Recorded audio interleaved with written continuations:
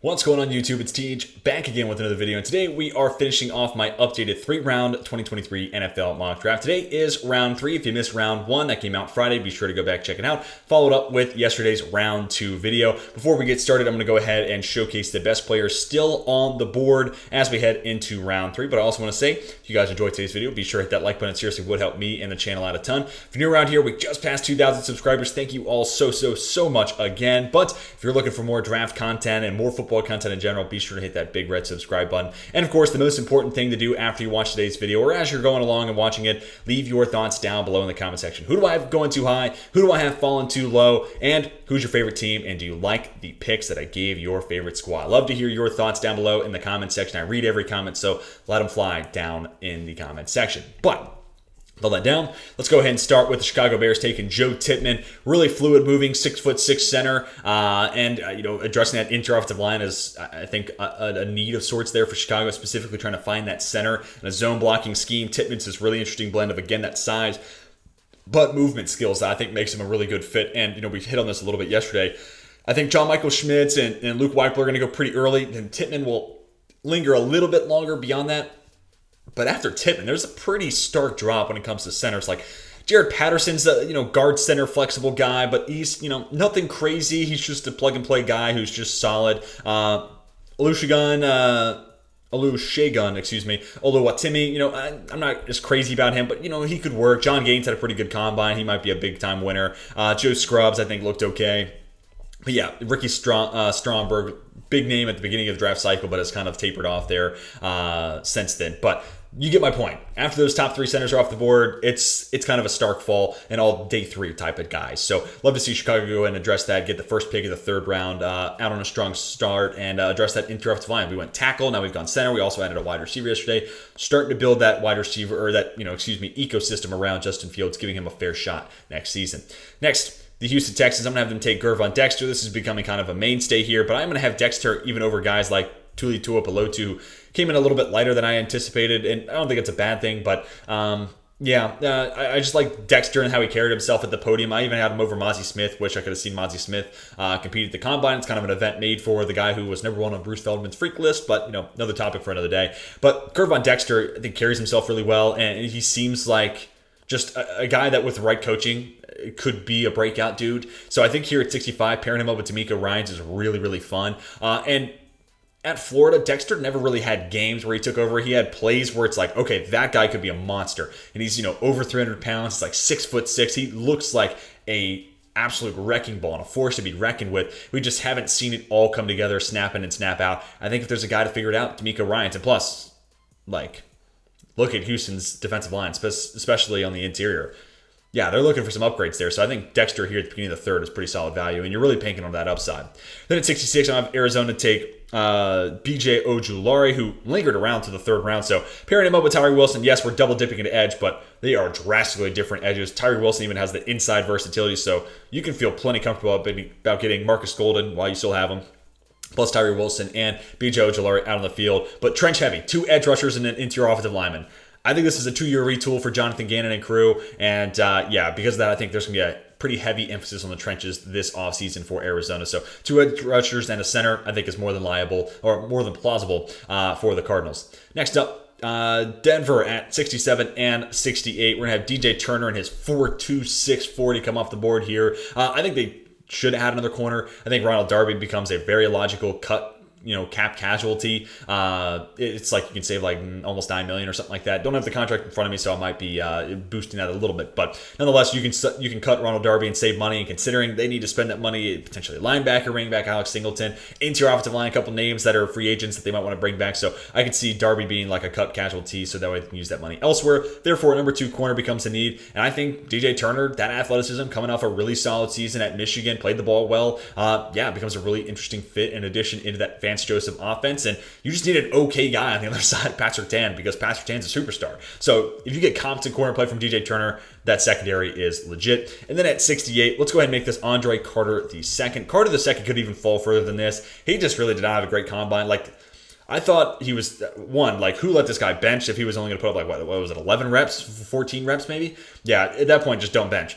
And yeah, I just feel like there was more athletic specialness about Andre Carter, and he kind of let me down there. But he is still 6'6" or 6'7" rather, 260 pounds, and he does play with a lot of strength, and maybe you can tap into it too, but maybe it takes a year or two considering he's coming from an academy school too. So I've kind of lost a lot of the luster that I had with Andre Carter very early on in the draft cycle. But here at 68, he's an edge rusher that, Randy Gregory is not this big, tall, physical power type, and neither is Nick Bonito, and neither is Brennan Browning, really. So adding a different type of edge rusher could could pay dividends here for Denver.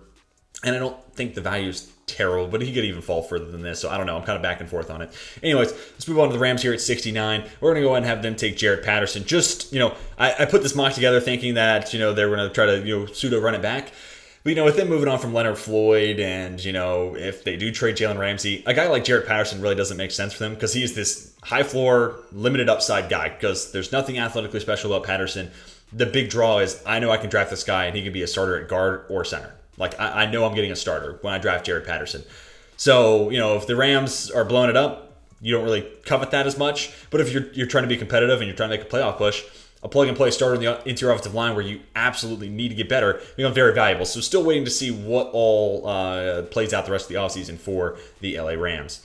Next at 70, the Las Vegas Raiders. I'm going to have this be Tuli Tuipulotu. Again, weighted in a little bit lighter than what I would have liked. But nevertheless, pretty solid tape. The guy who's played out on the edge, but I think probably profiles a little bit better on the inside. But maybe with him, shedding some weight, he's been able to play on the edge. So inside out versatility is what we'll just call it here. But edge rusher is certainly an area where the Raiders can get better. And Tuipulotu has gone in the first round of some mocks and, a lot of second round mocks. So I think you're getting solid value here. And, whether Chandler Jones returns to old form or not, pairing up Tuipulotu and Max Crosby definitely gives you a boost in the right direction on the interior or on the defensive line in general. I thought about an interior guy here, Mozzie Smith or maybe Gervon Dexter falling a little bit further, but ultimately had the board play out the way I did, and I like Tuipulotu. That inside-out versatility could certainly come in handy. Next up, New Orleans. Fun fact, this was originally going to be Hendon Hooker, but then, Derek Carr happened. So having a pivot here, we're going to go Rashee Rice. And this is complicated by the fact that, Michael Thomas is tweeting like, oh, thank God, we got Derek Carr. And it's like, wait a minute.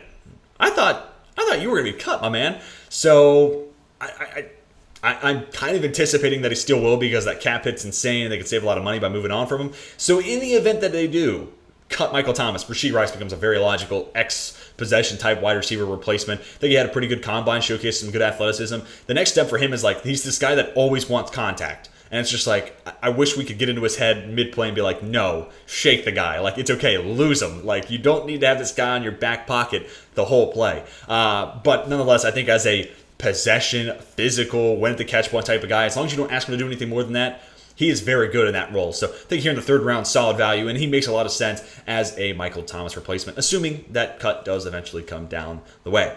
Anyways, at 72, the Tennessee Titans, I'm going to have them take Emmanuel Forbes. So I feel like I'm kind of picking on the Titans. And of course, it's a new GM, but they were the team that drafted Roger McCreary and his short arms last year. So there's a team to draft a 166-pound corner. I feel like Tennessee was the first one that came to mind. So I think, with him lingering around the board all the way to the third round, hey, we just reacted to, what was it, Todd McShay's mock where he went 17. So Titans fans rejoice. I'm giving you a great value here at 72. But I do think he'll last until day two because 166 pounds. Have I seen a 6 foot plus tall corner in my lifetime weigh that light? Like weigh that little, I guess? I don't think I have. Like the only other guys that come to mind are like 5'8" and 5'9". So yeah, weird body build, but granted, all that to say, 3-year starter with a ton of ball production. Roger McCreary was this outside starting corner that got his hands on the football a ton at Auburn. Like, I think ball production is probably the thing that Tennessee looks at and they're like, that's what I care about. Now, granted, again, it's not John Robinson's the GM, so maybe, those thresholds and those draft requirements, so to speak, are changing and then they're different than last year, so maybe Forbes isn't their guy, but it's just kind of fun to think about them adding Emmanuel Forbes. And plus, last year of Christian Fulton and his rookie contract, so this could be a Fulton replacement depending on how his year goes, but also just adding some more reinforcement from that secondary that unfortunately gave up a lot of big plays last year. So finding an upgrade here at 72, I think, is a valuable add, especially when it's at corner. Then we get back to Houston at 73. I don't know if this be Marvin Mims. This was Kayshon Boutte, but Then you ran a 4.5, and I'm like, nah, never mind. You kind of squandered the one thing I thought was cool about you.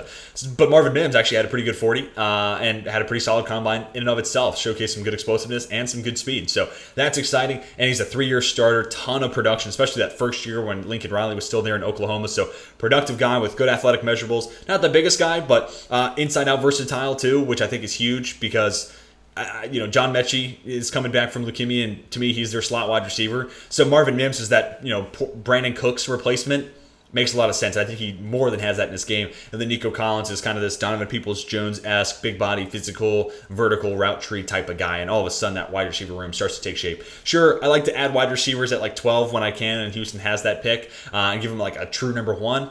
Don't get that with this mock, but you get to add Mims in the mix and, hope that, Bryce Young eventually just kind of carries the load there between Mims, Collins, and John Mechie third. Anyways, now let's move on to the Jets at 74. Daiyan Henley, he might not last this long, honestly, but would be an awesome zone coverage fit for Robert Saleh in that defense. This guy can fly around the field, and he's a 6-year player in college, so he's very football savvy, very good football IQ, has the instincts down, and transferred from Nevada to Washington State, which I always love to see these guys who can take a change in scenery and still be a really good football player. So I feel confident about him going to New York and be able to do the same thing. And again, adding that type of coverage guy in the middle of that defense is something that Robert Saleh hasn't had. And I'm not saying Daiyan Henley's Fred Warner, but someone to play that Fred Warner role is massive. Now, granted, he's 6'2", 230 pounds. He'll get blocked out of plays. Yeah, definitely. But nevertheless, if they can keep CJ Mosley and have him be the guy that just gets blown up by by offensive linemen, perfect. So I'd like to see them keep Mosley, maybe rework that contract, save some money, because obviously Mosley isn't worth the money he's getting now. But if they can make that work and have him be kind of the guy who plays everything in front of him, right? Like he's their run defender, he fills lanes, and he takes on blocks. And then Henley's kind of their coverage specialist. That becomes a really nice symbiotic relationship. Then we get to Atlanta at pick 75. This is going to be Garrett Williams, another guy that I like that is just kind of falling down boards. Got hurt midway through the season, got hurt in the Notre Dame game, but a lot of people were excited about a jump in his play and maybe taking a leap forward towards being a first-round guy. Didn't, partially because of the injury, but also just a little bit of a down year for Syracuse in and of itself. Sean Tucker kind of had the same stuff where it's like, man, I was excited about a lot of these prospects, but just didn't come together this year for the Cuse, or for the Orange, really. We call them Cuse. Anyways, I'm getting off topic here. But adding a corner that could be the potential long-term other guy opposite of A.J. Terrell, that's something that you have to be thinking about here at some point in the top 100 if you're Atlanta. Casey Hayward's nice, but last year of his deal, he missed all of last year, or pretty much all of last year, so no guarantee he doesn't miss a lot of time this year as well. So they could bring back Rashad Fenton, but that was kind of a contingency move because Hayward got hurt. So I'd rather see them just go draft a young guy and bank into, like, hey, Garrett Williams was this guy that a lot of people were expecting a breakout year from. Maybe we can get that breakout year from him at the NFL level, right? Like maybe we can just get him to that level and have him meet those expectations that everyone else had for him coming into this season with the Orange. Solid size, solid athleticism too, all those boxes being checked here, and definitely worth being a third-round pick in my books.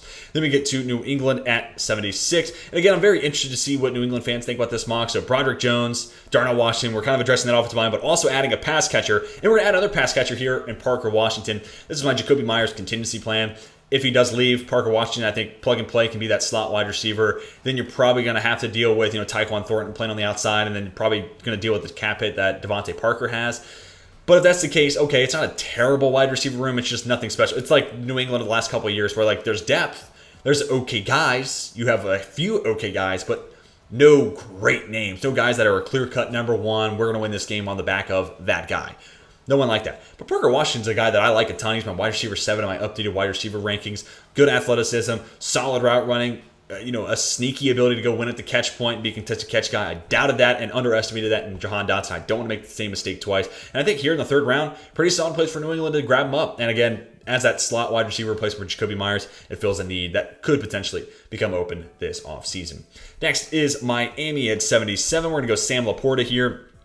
Really solid combine for Laporta. Him and Kraft both ran really well. And Laporta, for some people, he may even move into the conversation up ahead Luke Musgrave because, of the 40 times. But showcase good athleticism, good movement skills, look good in the on-field drills, good route running, good hands too. So kind of checking a lot of different boxes. He's not an elite blocker, but that being said, compared to Mike Gesicki, he is an upgrade there. So he is not Darnell Washington, and he is not, George Kittle or other Iowa tight ends of the past. But he is certainly a better blocker than Mike Gesicki, which is giving Mike McDaniels the tight end he needs in that offense with awesome athletic ability and another pass catcher that defenses have to worry about. And I really, small tangent here, especially with how defenses started to play the Dolphins, that timing route where Tua was looking for Waddle or Hill like 15, 20 yards down the field. We just saw that same RPO over and over and over again last year. Linebackers just started to sit in that. Sam Laporta and then Jahmyr Gibbs, who we took in the second round, are kind of your counter to that. Literally, little 5-yard dump off. We're going to bring that linebacker right back up. And these guys are hard to bring down. Gibbs is elusive. Laporta runs well, and he's a big guy. So, I think that's kind of the way you can counter how defenses were trying to take away that timing throw with Tua to guys like Hill and Waddle. So, love it from that perspective as well. Anyways, let's talk about Green Bay at pick 78. Jordan Battle, just a smart, instinctive football player. Nothing flashy athletically, but nothing that's like an absolute limitation either. So I think a guy that's more than capable of playing at the NFL level. And with, Adrian Amos being a free agent this year, Darnell Savage next year, you could be looking for a starter, whether it's this offseason or next. I think they'll want to keep Savage. So I could see it being Battle and Savage long term. But even if you bring back Amos and Savage, a third safety is not going to kill you. And I think Jordan Battle could kind of be that, big nickel type of guy, or Darnell Savage. Either one of those guys rotated in the box, kind of playing that nickel role, I'm absolutely here for. So no matter what, I think it brings a lot of value to that Green Bay defense. Next up, Indianapolis at 79. We're going to go Emil Ekiyor. I've made this pick a ton of times. Right guard for Alabama. That's the one spot where I think Indianapolis really could use an upgrade, right guard. So get a guy who's a multi-year starter for Nick Saban and has solid movement skills, enough strength. Sometimes he gets caught leaning with his top half out in front of his lower half, but that's correctable, right? Just Indianapolis just long had, a good offensive line. So let those, haven't been a couple days with Quentin Nelson. I think things will be figured out by then. So, I love this fit, kind of getting that offensive line back to its full capabilities and its full area of strength. Trying to get it back to where it was, maybe 5 years ago or so, which is going to be awesome for Jonathan Taylor, but it's also going to be great for whoever the quarterback is next year in that pass game. So, love it from a lot of different perspectives. Pittsburgh on the clock at pick 80. This one we have Mazi Smith come off the board. Again, wish we could have seen him compete at the Combine because it's an event showcase for great athletes. And Mazi Smith is number one on Bruce Feldman's freak list. So that was an event made for him. But we didn't get to see him, and Pittsburgh's looking for a nose tackle. So I could see him falling all the way here to 80. But I've also made this pick at 50 or 49, wherever the Steelers pick is at. I think it's 49. So it could be in any one of these ranges. But, if Pittsburgh can get him here in the third round, find that upgrade over Tre'Davious Adams or Tyson Alualu, that's big time. And, big time shocker statement inbound, but Pittsburgh defense is a lot better when they stop the run at a high level. And I think Mazi Smith has the traits and the tools to be able to do that. Got better and better week over week at Michigan and year over year for that matter as well as a run defender, but as a player all in all. So we'd love to see Pittsburgh get this big, athletic, 340-pound, massive human being in the middle of the defense to be that run-stopping plug right in the middle of it. On to pick 81, and this is actually going to be our day 3 or round 3 trade for today's video. We're going to have Detroit slide back just a handful of spots. They're going to move back to 88 and swap places with Jacksonville, and I'm going to give Jacksonville that third edge rusher that I really think they could use. Shouldn't take a whole lot. Let's see if we can get the 6 to work. No, not the 6. What about the other 6? Boom. We'll just make it 2 6s, whatever. Could easily just be one of these 4s. Doesn't really matter all that much, but just for the sake of getting it through, boom, there it is. Jacksonville in the spot. We're going to have them take Derek Hall. Caleb Von Chason just hasn't worked out. Derek Hall's another swing of the bat at a guy like that, the speed, finesse type on the other edge, opposite of Josh Allen. Travon Walker comes with that inside-out versatility, so I think you play him on the inside. And then in passing situations, you have Hall, you have Walker, and you have Josh Allen. And also, you could think of Derek Hall as their Arden Key contingency replacement plan if they lose Key in free agency. Because I could see him, former San Francisco 49er, does he want to go and link up with D'Amico Ryans in Houston? Plenty of places that might be in on Key as a DPR. So Hall could be the contingency there, or just a straight up Caleb Von Chason replacement and another swing of the bat at that type of guy. Next up, Tampa Bay at 82. We didn't go running back in the first round, but we are still going to go running back for Tampa Bay. And it's going to be Zach Charbonnet. I've been saying for a while now that I think he runs low 4.5s. And, I think 4.53 classifies as just that. But getting that power back, replacement over Leonard Fournette, this may kind of feel like low-key like subtweeting, Leonard Fournette, just basically calling him wash. But, Charbonnet does kind of bring a lot of the same stuff that Fournette did when he was, still a quality running back in Tampa Bay. But pairing him up with Rachaad White, I think their strengths and weaknesses kind of play off each other well. White's more the bouncy, elusive guy that can play side to side, and also a better pass catcher than Charbonnet. Not that Charbonnet has taken strides in the right direction as a pass catcher, specifically since leaving Michigan, or Michigan State rather. But to have Charbonnet be that, 4.53 speed guy that plays with a lot of power and has that one cut. He doesn't have much else, but when he plants his foot, makes that first cut, he has enough boost and juice coming out of that break. And then Rachaad White is the guy that does a lot of the other stuff, receiving game, the elusive work, and they just kind of spell one another, creates this committee. I think it's a healthy backfield right there for Tampa Bay. And I mean healthy not in regards to actual health, but just like they can do a lot of different things. There's a good blend of talent between those two guys, and it's young, it's cheap. That's just a healthy situation to find your backfield in when it comes to a roster standpoint. Anyways, let's talk about Seattle at pick 83. My man DeMarvin Overshown coming off the board. Yeah, maybe 83 is a little early. 6'3", actually weighed in about 230, so 10, 15 pounds lighter than I was anticipated. Ran that 4.5, which solid speed there. Safety turn linebacker who really cleaned up his tackling this last year at Texas. Needs to get better when it comes to like filling run lanes and just becoming more and more of a linebacker into the roles that kind of come with that. But it's a work in progress that I am all for. And if I'm Seattle, I'm thinking, hey, I can pair him up with Jordan Brooks. If this works out, those two guys can cover, like 75% of the earth is covered in water, and then the other quarter would be covered by those two. So, it's definitely upside play, and it could be a potential risk, but a risk at 83, it's not as damaging as a risk at 5, right? So I like this spot here, and I think that's a good value there for Overshown. I'm a big Overshown guy, so it comes down to who you talk to and what mock you're watching as well. So I like Overshown, and I think it's an area that Seattle stands to get an upgrade, and pairing him up with Brooks could be really, really lethal. Next up, Miami at pick 84, last pick for the Dolphins, and we're going to have them take Darius Rush. I like his arm length, really.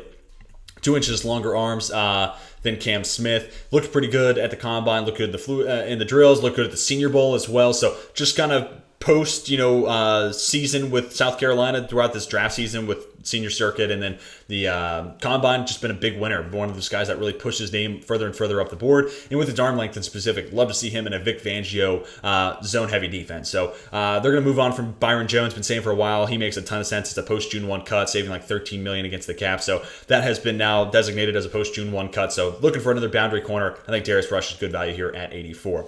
Next up, we get the LA Chargers. I'm going to give them Dorian Williams, this guy who, like we said earlier about Diane Henley, going to get blocked out of plays because he's like 6'2", 230. The dude flies, and he flew at the combine. I mean, this man was all over the place. So that type of coverage ability and a zone-heavy defense, I'm repeating myself here with what we talked about with Henley and the Jets with Robert Saleh and his scheme, but Dorian Williams gives a ton of value to Brandon Staley, covering the middle of the field and being that guy in a zone-heavy defense. So love his range, love his coverage ability and the upside there. Yeah, you'll probably need to find another guy that can eat some blocks because Williams will get blocked out of plays. But hey, we also took Keanu Benton in the second round, right? Like these picks are kind of building on top of each other. Benton will be the run stopper, and that keeps Dorian Williams clean, so that way he can be an impact player in coverage and just fly to the ball, which that's an ideal situation to find yourself in if you're the Chargers defense.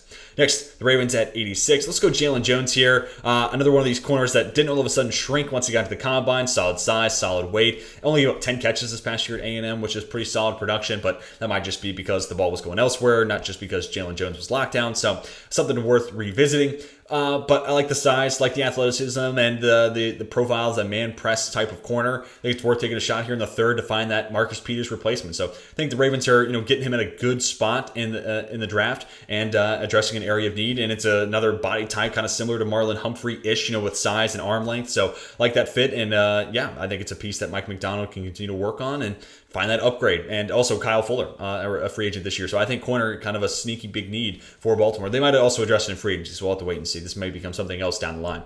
Next up, Minnesota at 87. This is where we're going to have Hendon Hooker come off the board. I mean, look, Kirk Cousins is a good quarterback and he can win games, but eventually he's not just going to... He can't always play quarterback in Minnesota, right? And he makes a lot of money, so it's worth having the conversation about, yet again, for the Vikings. Another offseason where we're like, hey, when can you purge that big money contracts at the quarterback position and restart? And Hendon Hooker, he'll miss some time this year because of that injury, and he's 25, but because of that, he's kind of an experienced guy, good athleticism, solid arm, he's accurate. Like in an offense where we already gave you Jordan Addison in the first round, already have Justin Jefferson, TJ Hockenson, Dalvin Cook, other good backs. The offensive line's made its ways, Yeah, he may not be flashy, but Hendon Hooker in a lot of ways could just be kind of Kirk Cousins just on a rookie deal. Just gotta be a facilitator, be a field general. Like, what is Kirk Cousins doing to win games? Like a lot of times when he was doing stuff that was like winning them games, it was just trusting Justin Jefferson, like 4th and 18 against Buffalo. It's just like, hey, whatever, I'm just going to throw it up to one of the best wide receivers in football. Kirk Cousins is not Josh Allen, Patrick Mahomes, Justin Herbert, Joe Burrow. He's not a creator. He doesn't do all this, on his own, and he's not that good of a passer. He's a good passer, don't get me wrong. He can put the ball just about anywhere he wants,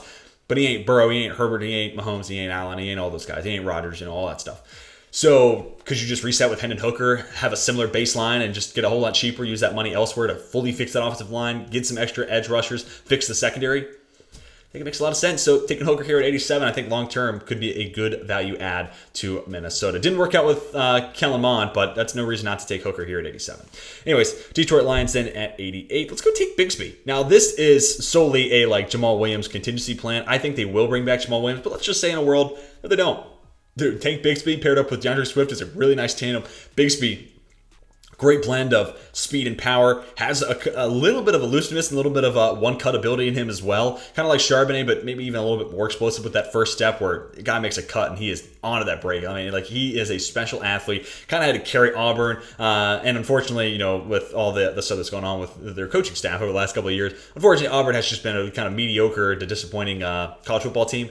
And I think of Tank Bigsby in a lot of the same ways that I watched Jahmyr Gibbs when he was playing at Georgia Tech, where it's like, yeah, this guy is trying to win games by himself. So I think at the NFL level, specifically behind the offensive line of the Lions, where we already gave you Steve Avila, by the way, he could be really scary because he could just be like, oh, the holes are open. I just got to rely on my vision, make the cut, and boom, trust my speed and explosiveness at that point, and then use my power. So I think this is a guy who could get even better at the NFL level, just getting away from a bad situation at Auburn and not having to win games by himself, just playing as a part of the offense. So we'll love to see that fit. And I think here at 88, you can't really be too mad about that. Then we get to 89, so the Giants. We had the move up yesterday's video, so they're only going to have this one third-round pick, and it's going to be here at 89. And we're going to make it Jonathan Mingo, the wide receiver from Ole Miss. There's not a whole lot of size in this class. So 6'2", 220 pounds, 4'4", 640. That's a rare commodity. It is scarce in this class for guys like that. So solid tape there at Ole Miss too, but I'm thinking of him as that blend of downfield speed, can be an over-the-top weapon that they didn't really take advantage of with guys like Sterling Shepard and Darius Slayton, but also the big body, physical, that wide receiver that Kenny Golladay unfortunately did not work out to be. So he's kind of a blend of both missed opportunities at various wide receivers, but obviously this wide receiver unit could stand to add some size. And I like Jonathan Mingo, and a big winner coming out of the combine here at 89. That's a good spot for him to go. Next up, Dallas at 90. We're going to have Owen Pappoe be the pick here. Off-ball linebacker. Anything we can do to have Micah Parsons stay full-time at edge, I am absolutely and totally here for it. Also ran the fastest 40 time of any linebacker at 4.39. So twitchy athlete. If you can get Leighton Vander Esch back, oh my God, those two guys could cover, again, kind of like the Seattle guys earlier we were talking about, those two guys can cover everything. So we'd love to see that, but also could be a LVE kind of contingency replacement if he is gone in free agency. But you hear people at Auburn talk about Owen Pappoe, and they rave about him. So is this back-to-back Auburn? No, okay. 2 of the last 3 picks, Auburn Tigers, so that's pretty fun too. But I think these guys getting away from the Harsley situation, everything that was around Auburn, could become better pros. So worth taking that shot there if you're Dallas at 90. Then at 91, the Buffalo Bills, I'm going to have them take Jalen Duncan. We saw Todd McShay put him in the first round of a mock a couple weeks back. I am much more of a round 3 type of grade on Jalen Duncan, but he looks like an NFL tackle. He has athletic ability to be a very good athletic tackle. The play just didn't follow suit. And if I'm a Bills fan, I'm not so warm and fuzzy about Spencer Brown there at right tackle. So if we can draft and develop a guy like Jalen Duncan who has first-round potential if things start to fall together and the play starts to get cleaned up, that's a potentially huge upgrade there at right tackle. So we got a guard in the first. We got a potential tackle upgrade here in the third. Addressing that offensive line, I think, is going to be paramount for the Bills this offseason. Bengals then at 92. Joe Mixon continues to get himself into some bad trouble. So let's go Sean Tucker. Like Bigsby without just a little bit of that one cut ability, but great speed to power potential here. And I was a big Chris Evans guy. He was kind of like my day 3 sleeper at running back 2 years back. So I think a backfield committee of Sean Tucker being the lead guy who does the rushing work, uses his speed, uses his power, trusts his vision. 2 years ago was a monster at Syracuse, and then Chris Evans kind of becomes the Gio Bernard of new, the pass down guy, the scat back. That becomes a really nice relationship and a good committee there in the backfield. So do think they're going to move on to Joe Mixon just because of the cap hit, but especially now with the off the field type of stuff coming out with Mixon. Next up, Carolina at 93. Let's go Henry To'o. I do think Shaq Thompson's going to unfortunately have to be a cap cut. He's got a $24 million cap hit, and they can save more than half of that if memory serves by cutting him. So whether it's trade or cut, I think Shaq Thompson's unfortunately playing somewhere else, and I'm a huge Shaq Thompson fan. I feel like I'm higher on him than a lot of people, but unfortunately, I don't think he's going to be sticking around in Carolina. But the good news is Frankie Louvu was one of the major breakout players last year. So get a Henry To'oTo'o, who is just a solid, stable, can be an NFL starter right away. Nothing crazy athletically, but played at Tennessee as a starter, transfers to Alabama, is a starter there, can wear the green dot, but that's going to go to Louvu, of course. But yeah, you can pair up Louvu with To'oTo'o, who's just this solid, can be a starter type, high baseline, high floor type of guy to pair up with Louvu there in the middle of the defense to replace Shaq Thompson. Next, I'm going to have Roschon Johnson coming off the board and going to Philadelphia. Man, there's only about one school where Roschon Johnson would not have been the lead back, and it was Texas behind Bijan Robinson, but one of the highest missed tackle rates forced in college football last year. Great size, good speed to go with it. I mean, at like 220 pounds, this guy's a force to bring down, and he ran in the 4.4s, or that, if not that, low 4.5. So yeah, big Roschon Johnson guy here. But unfortunately, you get to see a whole lot of him at Texas, so it's a little bit of a projection from that standpoint. But my goodness, his forced missed tackle ability behind that offensive line, where they're going to be lanes, they're going to be openings. He's going to have, 2, 3, 4 yards before contact reaches him, and then he does his stuff. He does his magic, and he makes those guys miss. So could be a really nice fit here. And yeah, maybe you prefer Chase Brown. He had a good combine. Devon Achane, that speed would be crazy. But I'm kind of thinking Roschon Johnson is the lead back, the power guy, and then Kenneth Gainwell is the scat, receiving guy, kind of similar to what we were just talking about with the Bengals. So I think that becomes a nice, well-rounded committee as well. Next up, the Kansas City Chiefs. One of the winners of the combine was definitely Blake Freeland, but unfortunately I had him fall. And it wasn't anything where it's like Blake Freeland's a bum. It's just more so like I liked the picks I was making, and then I noticed Blake Freeland was available, and that became a no-brainer there for the Chiefs. Because whether it's left tackle, right tackle, they're looking for an upgrade. They are not going to tag Orlando Brown Jr., so this could be left tackle in the future, and then maybe you're just trotting out Andrew Wiley or Lucas Van Ning, which is giving me headaches thinking about it going into the next season. But nonetheless, trying to find a starting upgrade there at left tackle, whether it's Brown walking or over one of those two right tackles. I think that's a good spot to try to find a guy. I'm going Jalen Duncan here in the third, but here Blake Freeland still available, and we'll go ahead and make him the pick here at 95. Then we get Arizona at 96. We're going to make this Andrew Voorhees. Unfortunately, it sounds like he's going to pretty much miss his entire rookie year, if not all of it, most of it. With that torn ACL at the combine, you hate to see that. It's really just a bad break of luck, and plus an older prospect, right? Like played 5 years at USC, so this is just something where it's like, hey, Arizona, it's a retool. They're addressing offensive line. So yeah, you may not get him this year, but it doesn't mean you're not going to need him in 2 years' time. So a couple of edge rushers, a couple of interior offensive linemen, again, focusing on the trenches here for the Cardinals, where I definitely think they need to make some headway. Voorhees may be the guy of those four that you don't see on the field right away, but it doesn't mean he doesn't become a starter in 2 years' time. So I still think it's worth making him a pick somewhere in the top 100. Then we get to Washington at 97.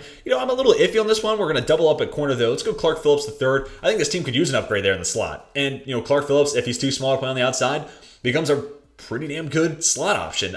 Really sticking coverage at Utah, one of the best defensive players on one of the best defenses in college football. Willing tackler, playmaker, can play in a zone-heavy defense, what Utah did. So like him from a lot of different ways, but I am projecting him as a slot corner here in Washington. But that being said, nickel's the new base. Like, let's be honest with ourselves. 4-3-3-4, put that stuff in the past. Nickel's the new base. So having that slot corner, be a big part of your defense. I mean, think about Mike Hilton with the Steelers and the impact that he made. Chauncey Gardner-Johnson last year with the Eagles. He also played some safety too, so it's a little different there. But Clark Phillips is that every down, pretty much nickel corner. I think that brings a lot of value to that Washington defense. And getting two corners for a team that was pretty rough on the outside, I don't think it's a bad idea. Okay, next up is Cleveland at pick 98. We're going to go ahead and make this Siaki Ika. His fall comes to an end. He was 30 pounds lighter. I've been saying this whole time he's a 360-pound behemoth. Then he weighs in at 330, and I'm like, okay, well, that's still big. And then he underwhelms testing-wise, and I'm like, all right, well, if you're going to be 30 pounds lighter than what you were supposed to be, you're supposed to crush the combine in the testing, and he just unfortunately didn't. So he becomes this guy who's just an interesting finesse rusher from the middle. And it's like, okay, well, yeah, not as exciting. Like 360 pounds, I was saying, this guy he'll be coached up, he'll hold the line of scrimmage, he'll be a better run defender at the next level than he was at college. But at 330 pounds, it's like, oh, it's just because you're not a good run defender. Okay. And it's not coaching. It's you're not as heavy as you were advertised, and you're not a good run defender. Okay.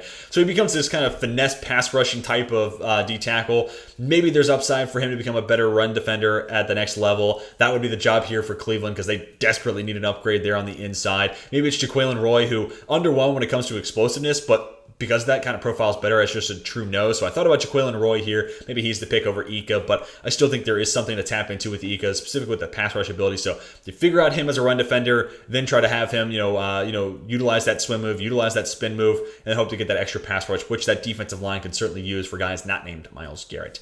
Okay, San Francisco on the clock here at 99. We're going to go ahead and make this Kyu Blu Kelly, a pick I made a ton of times. So he's a good fit for that defense. Keep him out there on the West Coast, which is nice. Solid size as well. Good background, too. His dad being an NFL player, too. So that's something that's going to be nice and will certainly make for a pretty bio, right, once he's picking the top 100 and once he's on the team page, right? But I think, San Francisco's going to be a good team. They're going to win a lot of games. Teams are going to have to pass to play from behind and try to overcome that deficit. So adding some more reinforcements there at corner certainly make a lot of sense. And then we have New Orleans from our trade back earlier. Not loving the edge options here, so give me 1 second. I'm going to try to explore what I think they could do. Well, I'm not really loving a whole lot of the players on the board here, but I'm going to have John Gaines. He was a good winner out of the combine and a flexible interior offensive lineman. I think he comes with guard center flexibility. So considering he played pretty well or looked pretty good at the combine, tested well athletically, and I think the interior offensive line is something that the Saints are going to continue to try to have depth with long term. So whether it's here in the third round or it's a little bit later, you get the extra third round pick here at 100. So it's not a pick that the Saints normally have. So let's go ahead and get that extra interior offensive line reinforcements. Feels like something that you want to keep a strength long term. Back to the 49ers now. Let's go Nick Broker, projecting him as a guard. He was this left tackle that moved inside to play left guard. Enough movement skills, enough play strength. Again, one of these, he's a third-round offensive lineman. Nothing spectacular, but there's enough there to work with, and I think he can become a plug-and-play left guard in that zone blocking scheme. And then at 102, I thought about Jaquelin Roy, but again, it kind of fits better as a nose tackle after seeing the athletic numbers come in. So I'm actually going to go Carl Brooks, and it's because they're going to lose one of, if not both, Charles Omenihu and the other name's escaping me. Samson Ebukam. That was the other name that was not coming to mind immediately, but they're going to lose either Ebukam or Omenihu, if not maybe both those guys. So finding that next three tech, it's a pivotal spot in that defense, and I think Carl Brooks, this guy who looked pretty good at the Senior Bowl, looked like he could belong with higher level competition, which is key. So I think just outside the top 100 is a good spot and a good value to try to grab Carl Brooks. There's plenty of people who like him going even higher than that this upcoming April. But that's going to do it for this updated 3-round NFL mock draft. Scrolling across so you can see every single pick once more. Of course, let me know your thoughts down below in the comment section. Who went too high? Who went too low? What did you think about the trades? Were they spot on? Do you think I'm crazy? Love to hear your thoughts. And of course, who's your favorite team? And what do you think of the haul I gave your favorite squad? Love to hear your thoughts, whether you liked it, loved it, hate it, somewhere there in between. Let me see your feedback. I read every comment, so trust me, your comments are not going to go unseen. But hopefully you all enjoyed this updated mock. Be sure to hit that like button, subscribe if you're new and looking for more draft content, more football content in general, and be sure to stick around the channel. Plenty more content coming your way. I've been posting daily since January 9th and every day in 2023 except for 2 days at the very beginning of January. So plenty more content coming your way. So again, be sure to hit that subscribe button. But that is going to do it for me. Hope you all have a fantastic rest of your day. And until next time, my name is Teach, and I'm signing off.